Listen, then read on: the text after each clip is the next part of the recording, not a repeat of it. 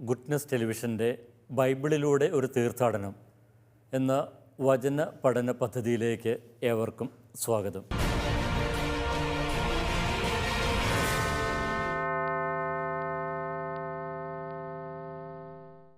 വെളിപാട് ഗ്രന്ഥത്തിലെ 11-ാമത്തെ അധ്യായമാണ് നമ്മൾ പഠന വിചിന്തന വിഷയമാക്കുന്നത്.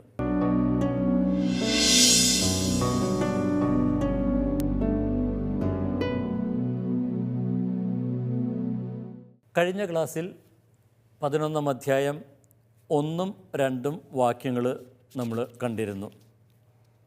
അവിടെ നമ്മൾ ദണ്ഡ് പോലുള്ളൊരു മുഴക്കോൽ പ്രവാചകന് കൊടുക്കുന്നതും അളക്കുവാൻ ആവശ്യപ്പെടുന്നു നമ്മൾ കണ്ടു. അപ്പം അതിൻ്റെ അർത്ഥം എന്തെന്ന് നമുക്ക് മനസ്സിലായി.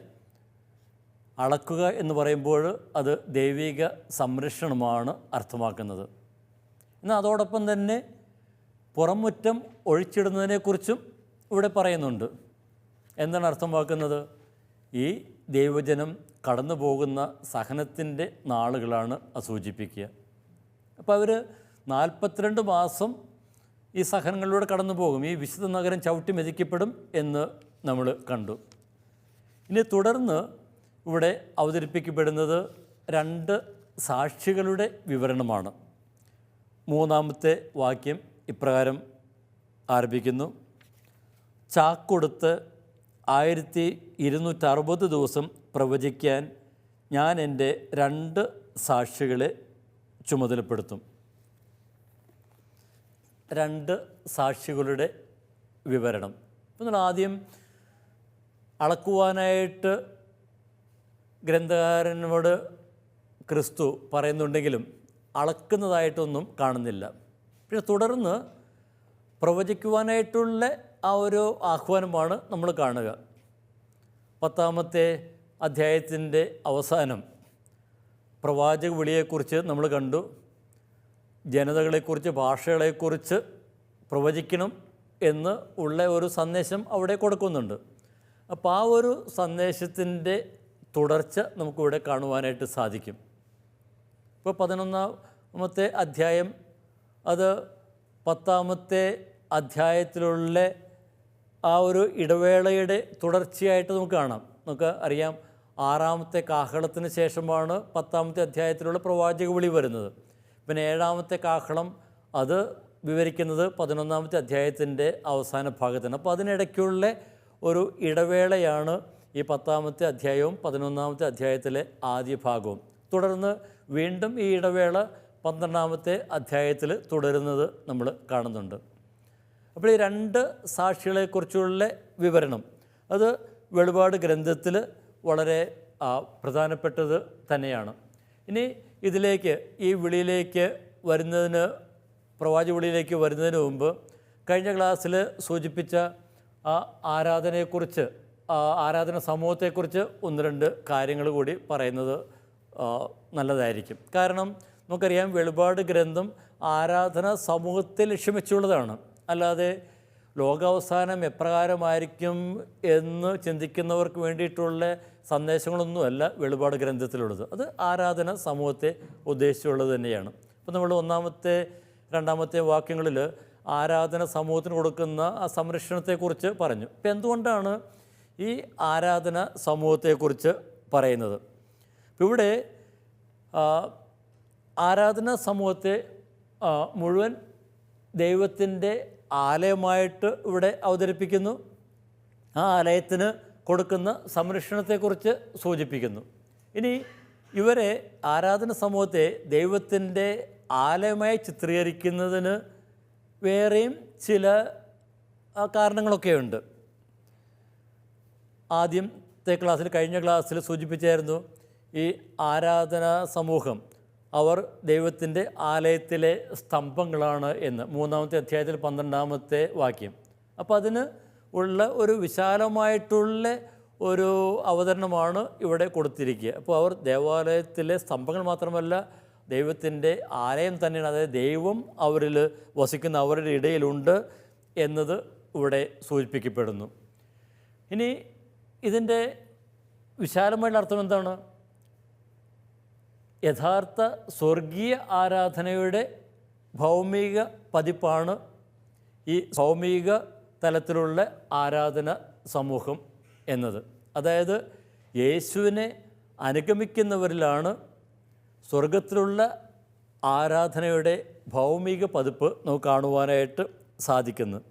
അതായത് ദൈവത്തിൻ്റെ യഥാർത്ഥമായിട്ടുള്ള ആരാധന ഭൂമിയിൽ നടക്കുന്നുണ്ടെങ്കിൽ അതെവിടെയായിരിക്കും? അത് ഈ ആരാധന സമൂഹത്തിൽ തന്നെ ആയിരിക്കും. അപ്പോൾ അവരെ ഒരു ആരാധന സമൂഹമായിട്ട് അല്ലെങ്കിൽ ദൈവത്തിൻ്റെ ആലയമായിട്ട് ചിത്രീകരിക്കുന്നതിൻ്റെ ഒരു കാരണം നമുക്ക് പറയാം, അക്കാലത്തെ സാമൂഹ്യ ചുറ്റുപാടുമായിട്ടൊക്കെ ബന്ധപ്പെട്ടതാണ്. കാരണം അന്നാളുകളിൽ ക്രൈസ്തവ സമൂഹം വളരെ ചെറിയ ഒരു സമൂഹമായിരുന്നു. അവർക്ക് വലിയ ആരാധന കേന്ദ്രങ്ങളൊന്നുമില്ലായിരുന്നു. നമുക്കറിയാം, അവരൊക്കെ അപ്പമുറുക്കൽ ശുശ്രൂഷയ്ക്കായിട്ട് ഒരുമിച്ച് കൂടിയിരുന്ന ചെറിയ ഭവനങ്ങളിലൊക്കെയായിരുന്നു. ജെറുസലേം ദേവാലയമായിട്ടൊക്കെ താരതമ്യം ചെയ്യുമ്പോൾ അവരുടെ ഈ ചെറിയ ഭവനങ്ങളൊക്കെ എവിടെ നിൽക്കുന്നു? അതുപോലെ തന്നെ അക്കാലങ്ങളിൽ വളരെ പ്രൗഢങ്ങളായിട്ടുള്ള വിജാതീയരുടെ ക്ഷേത്രങ്ങളുമൊക്കെ ഉണ്ടായിരുന്നു. അപ്പോൾ ഇതുപോലുള്ള വലിയ ക്ഷേത്രങ്ങളുടെയൊക്കെ ആ പശ്ചാത്തലത്തിൽ അവിടേക്ക് തിരികെ പോകാനായിട്ട്, ആ വ്യാജ ആരാധനയിലേക്ക്, വിജാതി ആരാധനയിലേക്ക് തിരികെ പോകാനായിട്ടുള്ള പ്രലോഭനങ്ങൾ ഇവർക്കൊക്കെ ഉണ്ടായിരുന്നു. അപ്പോൾ അങ്ങനെയുള്ള സമൂഹത്തെ നോക്കിക്കൊണ്ടാണ് ഗ്രന്ഥകാരൻ പറയുന്നത്, ദൈവത്തിൻ്റെ യഥാർത്ഥമായിട്ടുള്ള ആരാധന നടക്കുന്ന ആ ദൈവത്തിൻ്റെ ആലയം അത് നിങ്ങൾ തന്നെയാണ്. ഇപ്പം നിങ്ങളുടെ ആ സമൂഹം തന്നെയാണ്. അപ്പോൾ അതുകൊണ്ട് ദൈവത്തിൻ്റെ സമൂഹമായിട്ട് നിലയുറപ്പിക്കുവാനായിട്ട് ഇത് അവരെ സഹായിക്കുന്നു. അപ്പോൾ ദൈവജനമാകുന്ന ദേവാലയം അളക്കപ്പെടുന്നതും സംരക്ഷിക്കപ്പെടുന്നതും ദൈവത്തിൻ്റെ സമൂഹമായി നിലയുറപ്പിക്കുവാൻ അവരെ സഹായിക്കുന്നു. ഇനി നമ്മൾ വേറെ ഇതിൻ്റെ കൂടുതൽ ആഴമേറിയ അർത്ഥങ്ങളിലേക്ക് നമ്മൾ കടക്കുമ്പോൾ, നമ്മൾ കാഹളങ്ങളുടെ ആ സപ്തഗണങ്ങളുടെ അവസാനം ആറാമത്തെ കാഹളത്തിന് ശേഷം ഈ ബാധകൾക്ക് ശേഷവും അവരെ ഗ്രസിക്കുന്ന മാരികൾക്ക് ശേഷവും ജനം വിഗ്രഹങ്ങളെ തുടർന്നും ആരാധിക്കുന്ന നമ്മൾ കാണുന്നുണ്ട്.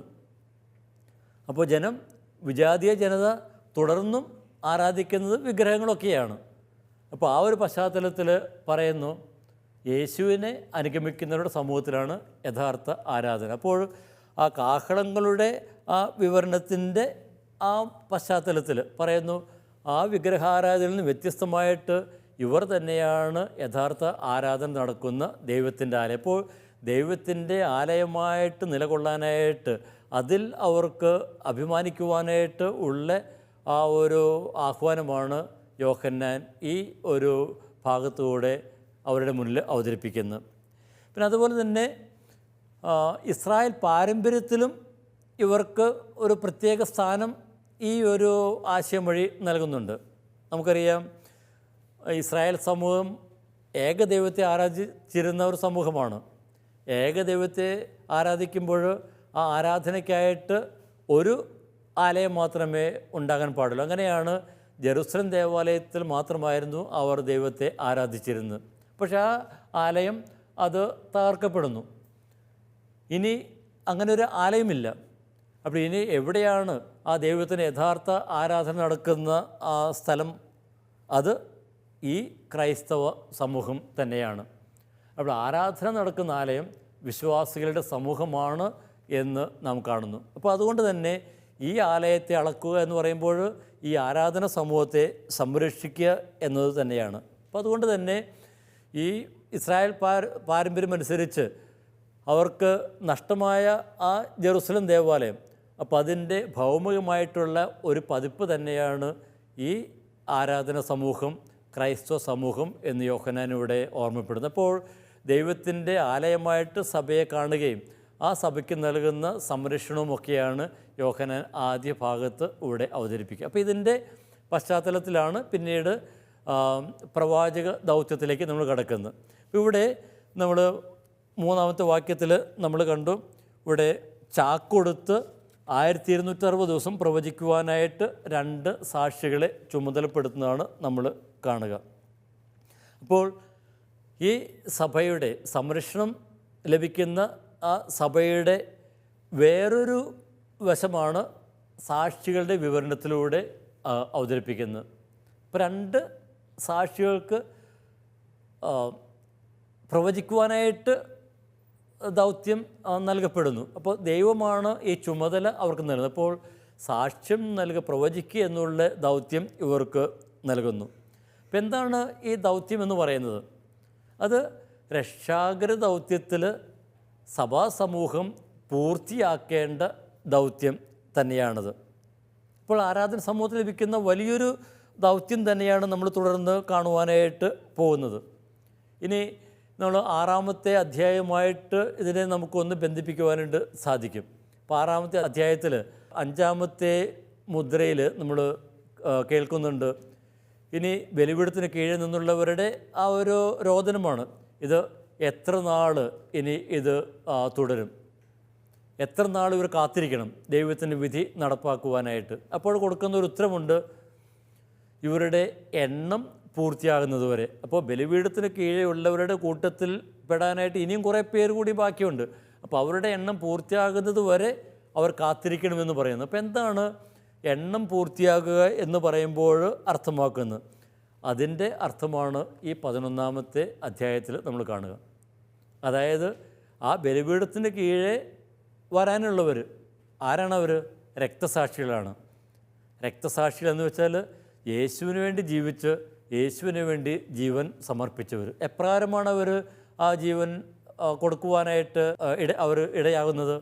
അത് ഈ സാക്ഷ്യത്തിലൂടെയാണ്. അത് 11-ാമത്തെ അധ്യായത്തിൽ കൂടുതൽ വിശദമായിട്ട് നമ്മൾ കാണുന്നുണ്ട്. അപ്പോൾ അത് യോഹന്നാന് ലഭിക്കുന്ന പ്രവാചക ദൗത്യത്തിൻ്റെ ഒരു തുടർച്ച തന്നെ ആണ് എന്ന് നമുക്ക് കാണുവാനായിട്ട് സാധിക്കും.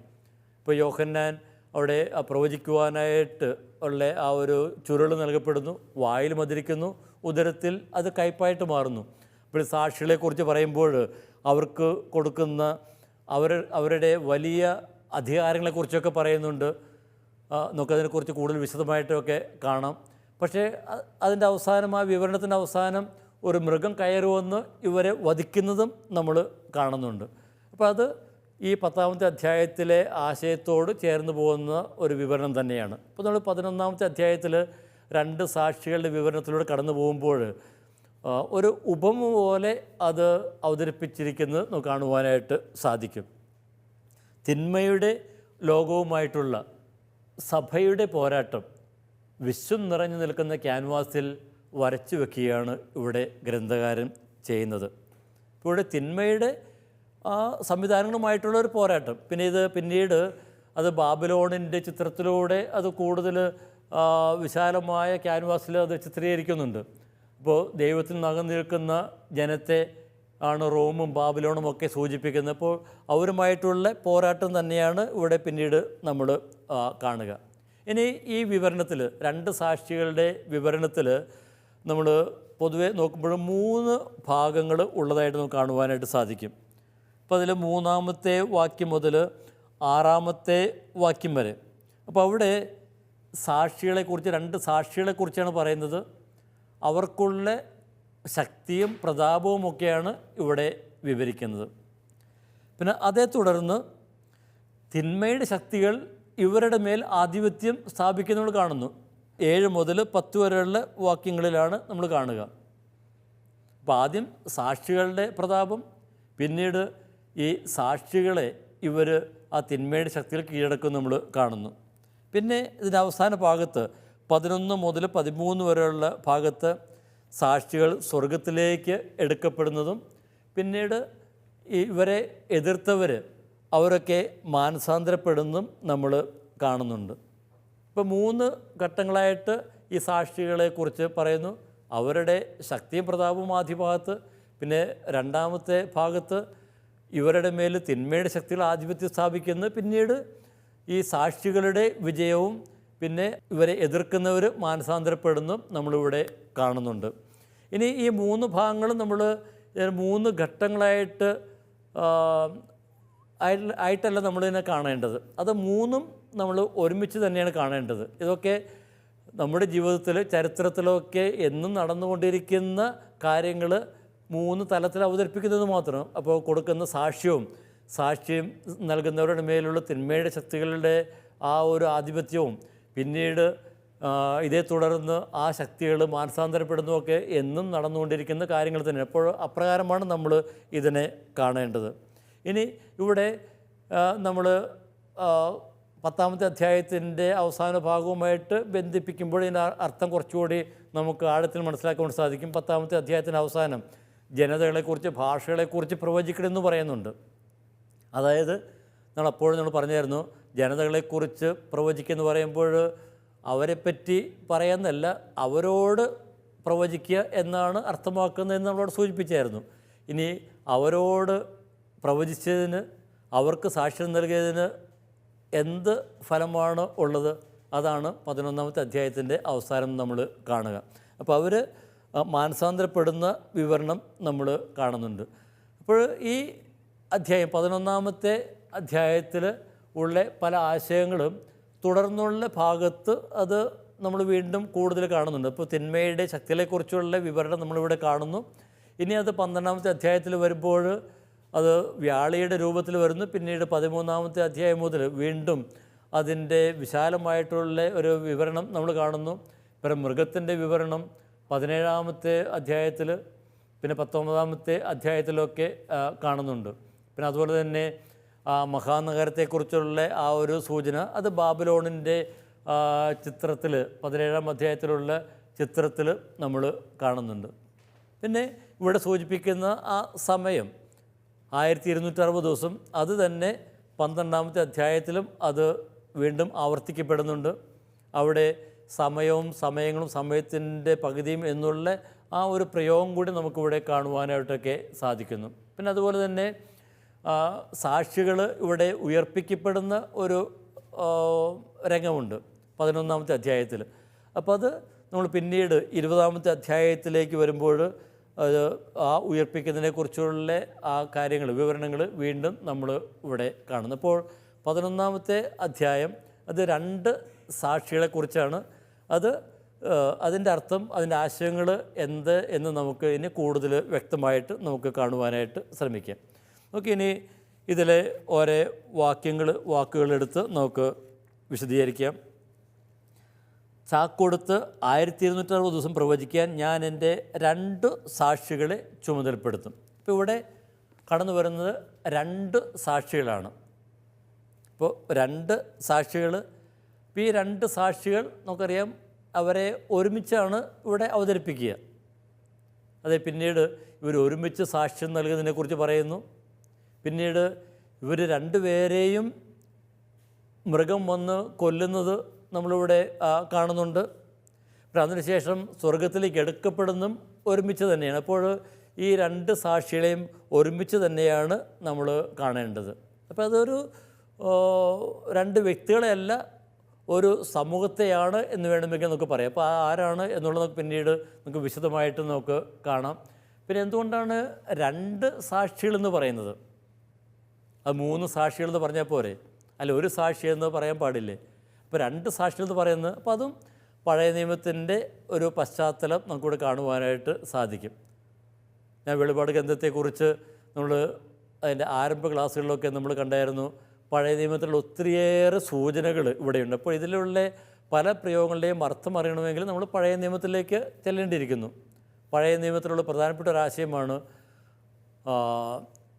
ഒരാൾ നൽകുന്ന അല്ലെങ്കിൽ സാക്ഷ്യം അത് പൂർണ്ണമാകണമെങ്കിൽ, അത് വിശ്വാസയോഗ്യമാകണമെങ്കിൽ 2 അതിലധികമോ പേരുടെ സാക്ഷ്യം ആവശ്യമാണ് എന്ന്.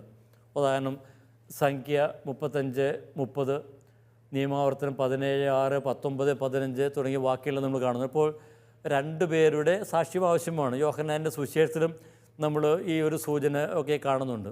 അപ്പോൾ 2 പേരുടെ സാക്ഷ്യം. അപ്പോൾ 2 പേര് സാക്ഷ്യം നൽകുമെന്ന് പറയുമ്പോൾ അവരുടെ ആ സാക്ഷ്യം, അവർ പറയുന്ന കാര്യം അത് വിശ്വാസയോഗ്യമാണ് എന്നാണ് അർത്ഥമാക്കുന്നത്.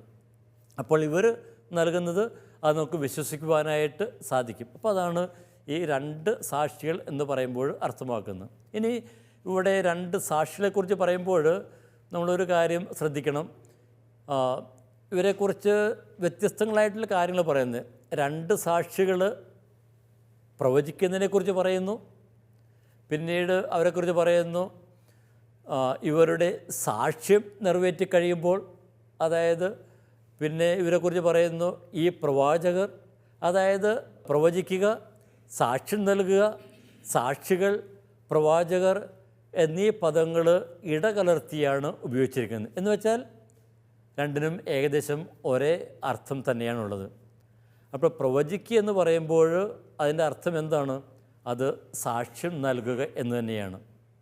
അപ്പോൾ നമ്മൾ ചിലപ്പോഴൊക്കെ വെളിപാട് ഗ്രന്ഥത്തെ ഒരു പ്രവചന ഗ്രന്ഥമായിട്ട് കണ്ട് ഭാവിയിൽ സംഭവിക്കാൻ പോകുന്ന കാര്യങ്ങളെക്കുറിച്ചാണെന്നൊക്കെ പറയാറില്ലേ?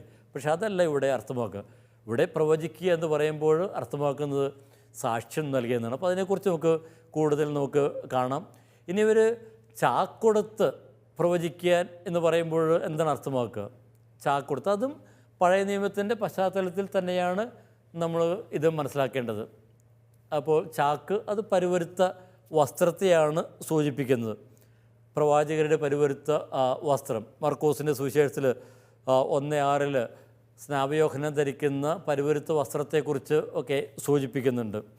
പിന്നെ അതുപോലെ തന്നെ പഴയ നിയമത്തിൽ യേശയ്യാ പ്രവാചകൻ്റെ പുസ്തകത്തിൽ ജനത്തിൻ്റെ പാപത്തെ വരാനിരിക്കുന്ന നാശനഷ്ടങ്ങളെ ഓർത്ത് അവർ ചാക്കുവസ്ത്രം ധരിക്കുന്നതിനെക്കുറിച്ച് പറയുന്നുണ്ട്. അതുപോലെ തന്നെ ജെറുസലേമും വിശുദ്ധ സ്ഥലവും അപകടത്തിലായപ്പോൾ ദുഃഖസൂചകമായിട്ട് അവർ ചാക്കുവസ്ത്രം ധരിക്കുന്നു. അത് 1 മക്കബായർ 2-ാം അധ്യായത്തിൽ നമ്മൾ അതിനെക്കുറിച്ച് കാണുന്നുണ്ട്. പിന്നെ അതുപോലെ തന്നെ ഇസ്രായേലിൻ്റെ വിമോചനത്തിനായിട്ട് പ്രാർത്ഥിക്കുവാനായിട്ടും ചാക്കുവസ്ത്രം ധരിക്കുന്നതിനെക്കുറിച്ച് ദാനിയേൽ പ്രവാചകൻ്റെ പുസ്തകത്തിൽ നമ്മൾ കാണുന്നുണ്ട്. ഇതൊക്കെ ചാക്കുവസ്ത്രത്തെക്കുറിച്ച് പറയുമ്പോൾ നമ്മുടെ മനസ്സിലേക്ക് പെട്ടെന്ന് കടന്നു വരുന്നത് അത് യോന പ്രവാചകൻ്റെ പുസ്തകത്തിലെ സൂചനയാണ്. ഇപ്പോൾ യോന പ്രവാചകൻ അവിടെ അനുതപിക്കുവാനായിട്ട്, മാനസാന്തരപ്പെടുവാനായിട്ട് അവരോട് അപേക്ഷിക്കുന്നു. അപ്പോൾ ആ ജനത മുഴുവൻ, രാജാവും എല്ലാം ചാക്കുവസ്ത്രം ധരിച്ച് അവർ ഉപവാസം അനുഷ്ഠിക്കുന്നതും മനസ്തപിക്കുന്നതും ഒക്കെ നമ്മൾ കാണുന്നുണ്ട്. അപ്പോൾ ദുഃഖാചരണത്തിൻ്റെയും അനുതാപത്തിൻ്റെയും അടയാളമായിട്ടാണ് ഈ ചാക്കുവസ്ത്രം നമ്മൾ മനസ്സിലാക്കേണ്ടത്. അപ്പോൾ ചാക്കൊടുത്ത് അവർ പ്രവചിക്കുമെന്ന് പറയുമ്പോൾ എന്തിനെ ലക്ഷ്യമാക്കിയിട്ടാണ് അവർ പ്രവചിക്കുന്നതെന്നത് വളരെ വ്യക്തമാണ്. മാനസാന്തരത്തിൻ്റെ സന്ദേശമാണ് അവർ നൽകുന്നത്. അനുതപിക്കുവാനായിട്ടുള്ള ഒരു ആഹ്വാനമാണ് നൽകുന്നത്. അപ്പോൾ 2 സാക്ഷികൾ ചാക്കൊടുത്ത് ഒരു പ്രവചിക്കുന്നു എന്ന് പറയുമ്പോൾ മനസ്തപിക്കുവാനായിട്ട്, അനുതപിക്കുവാനായിട്ടുള്ള ആഹ്വാനമാണ് ഇവർ നൽകുന്നത് എന്ന് നമുക്ക് പറയുവാനായിട്ട് സാധിക്കും. ഇനി ഇവർ എത്ര നാൾ ഇവർ പ്രവചിക്കണം എന്നാണ് പറയുന്നത്? ഇവർ 1260 ദിവസം പ്രവചിക്കണം എന്നാണ് പറയുന്നത്. 1260 ദിവസം. അപ്പോൾ ഈ 1260 ദിവസം എന്ന് പറയുന്നത് അത് നമ്മൾ കഴിഞ്ഞ ക്ലാസ്സിൽ കണ്ട 42 മാസത്തിന് സമാനം തന്നെയാണ്. അപ്പോൾ ആ ഒരു പശ്ചാത്തലത്തിൽ ഇതിൻ്റെ അർത്ഥം നമുക്ക് മനസ്സിലാക്കുവാനായിട്ട് സാധിക്കും. ഇപ്പോൾ ഇവിടെ 42 മാസത്തിന് പകരം 1260 ദിവസം എന്ന് പറയുന്നു. അപ്പോൾ അതിൻ്റെ കാരണം എന്തായിരിക്കും? രണ്ടും ഒന്ന് തന്നെയല്ലേ എന്ന് നമ്മൾ പറയുമായിരിക്കും. അതിൻ്റെ അർത്ഥം അറിയണമെങ്കിൽ നമ്മൾ 12-ാമത്തെ അധ്യായത്തിലേക്ക് കൂടി നമ്മൾ കടക്കേണ്ടിയിരിക്കുന്നു. അപ്പോൾ അവിടെ 1260 ദിവസം സ്ത്രീ സംരക്ഷിക്കപ്പെടുവാനായിട്ട്, പോറ്റപ്പെടുവാനായിട്ട് മരുഭൂമിയിലേക്ക് പോകുന്നതിനെക്കുറിച്ച് പറയുന്നത്. അപ്പോൾ 1260 ദിവസം സാക്ഷ്യം നൽകുമെന്ന് പറയുമ്പോൾ ഓരോ ദിവസവും നൽകേണ്ട സാക്ഷ്യത്തെക്കുറിച്ചാണ്, അവർ നയിക്കേണ്ട സാക്ഷ്യ ജീവിതത്തെക്കുറിച്ചാണ് അത് സൂചിപ്പിക്കുന്നത്. ഇപ്പോൾ 1260 ദിവസം. ഇനി ഇവിടെ ഇത് 42 മാസത്തിന് സമാനമാണ് എന്ന് സൂചിപ്പിച്ചല്ലോ. ഇനി ഇതിന് പല വ്യാഖ്യാനങ്ങൾ ഒക്കെ നൽകപ്പെടുന്നുണ്ട്. ചരിത്രത്തിൽ പല വിധത്തിൽ ഈ 1260 ദിവസത്തെ വ്യാഖ്യാനിക്കുന്നുണ്ട്. അതിന് വളരെ പ്രസിദ്ധമായിട്ടുള്ള ഒരു വ്യാഖ്യാനം നൽകിയത് ഇറ്റലിയിലെ ജോവാക്യം ഫ്ലോറ എന്ന് പറയുന്ന വ്യാഖ്യാതാവാണ്. അപ്പോൾ അദ്ദേഹം ഇതിനെ വ്യാഖ്യാനിക്കുന്ന ഇപ്രകാരമാണ്. ഇപ്പോൾ 42 മാസത്തെക്കുറിച്ചുള്ള സൂചനയുണ്ടല്ലോ. അപ്പോൾ 42 മാസത്തെ സൂചന അത് മത്തായിയുടെ സുവിശേഷത്തിലെ വംശാവലിയുമായിട്ട് ബന്ധിപ്പിക്കുന്നു. 42 തലമുറകളെക്കുറിച്ച് അവിടെ സൂചിപ്പിക്കുന്നുണ്ട്. അപ്പോൾ 42 മാസം എന്ന് പറയുമ്പോൾ 42 തലമുറകളായിട്ട് അദ്ദേഹം അതിനെ വ്യാഖ്യാനിക്കുന്നു. അപ്പോൾ ഒരു തലമുറയുടെ കാലഘട്ടം ഏകദേശം 30 വർഷമാണെങ്കിൽ 42 തലമുറകളുടെ കാലഘട്ടം എത്രയായിരിക്കും? 1260 ദിവസമായിരിക്കും. അപ്പോൾ അദ്ദേഹം പറയുന്നു ഈ 1260 ദിവസം എന്ന് പറയുന്ന 1260 വർഷങ്ങളാണ്. അത് ക്രിസ്തുവിൻ്റെ കാലം വരെയുള്ള സമയം. അപ്പോൾ അതിന് അദ്ദേഹം ഒരു പേരെടുത്തു, അത് പിതാവിൻ്റെ കാലഘട്ടമാണ്. അപ്പോൾ 1260 ദിവസം 42 മാസം എന്നൊക്കെ പറയുന്നത് അത് പിതാവിൻ്റെ കാലഘട്ടമാണ്. പിന്നീട് പറയുന്നു ഇനി അതേ തുടർന്ന് പിന്നെ വരുന്ന ഒരു 1260 വർഷങ്ങളുണ്ട്, അത് ക്രിസ്തുവിൻ്റെ കാലഘട്ടമാണ്. ഇപ്പോൾ പിതാവിൻ്റെ കാലഘട്ടം അത് ക്രിസ്തുവിൻ്റെ ജനനം വരെ, പിന്നെ തുടർന്ന് ക്രിസ്തുവിൻ്റെ കാലഘട്ടം 1260 ദിവസം. അപ്പോൾ 1260 വർഷം 1260 വർഷം ക്രിസ്തുവിൻ്റെ കാലഘട്ടം അത് അവസാനിച്ചു. പിന്നീട് വരുന്നത് പരിശുദ്ധാത്മാവിൻ്റെ കാലഘട്ടമാണ്. അപ്പോൾ അദ്ദേഹം ഈ ഒരു വിവരണം കൊണ്ടുവരുന്നതിന് വേറൊരു കാരണം കൂടിയുണ്ട്. അദ്ദേഹം ജീവിച്ചിരുന്ന ആ കാലഘട്ടം അത് 1260 ആണ്ടായിരുന്നു. അപ്പോൾ അദ്ദേഹത്തിൻ്റെ കാലം മുതൽ പിന്നീട് പരിശുദ്ധാത്മാവിൻ്റെ കാലഘട്ടം ആരംഭിച്ചു എന്നാണ് അദ്ദേഹം പറയുവാനായിട്ട് ആഗ്രഹിക്കുന്നത്. അപ്പോൾ ഇതുപോലെ ഒത്തിരിയേറെ വ്യാഖ്യാനങ്ങളൊക്കെ നൽകപ്പെടുന്നുണ്ട്. പക്ഷേ ഇതൊന്നും സ്വീകാര്യമായിട്ടുള്ളവയൊന്നുമല്ല. അപ്പോൾ 1260 ആ ദിവസം നമ്മൾ നേരത്തെ സൂചിപ്പിച്ചതുപോലെ അത് സഭയുടെ ആ സഹനത്തിൻ്റെ കാലഘട്ടമായിട്ടാണ് നമ്മൾ കാണേണ്ടത്. പിന്നെ ഇതേക്കുറിച്ചുള്ള കൂടുതൽ കാര്യങ്ങൾ നമുക്ക് അടുത്ത ക്ലാസ്സിൽ കാണാം. അതുവരെ ഈശോ മിശിഹായ്ക്കും സ്തുതിയായിരിക്കട്ടെ.